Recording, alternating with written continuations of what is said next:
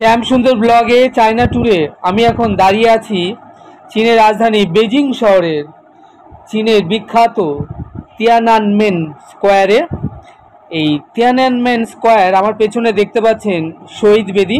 এখান থেকেই চীনের গণ আন্দোলন বিক্ষোভের সূচনা হয় এবং এই বিক্ষোভে হাজার হাজার মানুষ নিহত হন। এই স্থানটি বৃহৎ এবং এটি বিশ্বের তৃতীয় বৃহত্তম স্কোয়ার।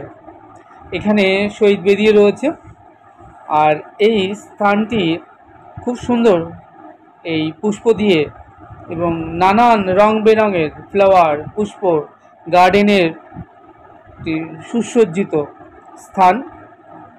যাই হোক, আপনারা দেখতে থাকুন। গত পর্বে আমরা এর কিছুটা অংশ দেখিয়েছিলাম, বাকিটা আজ এই পর্বে দেখুন।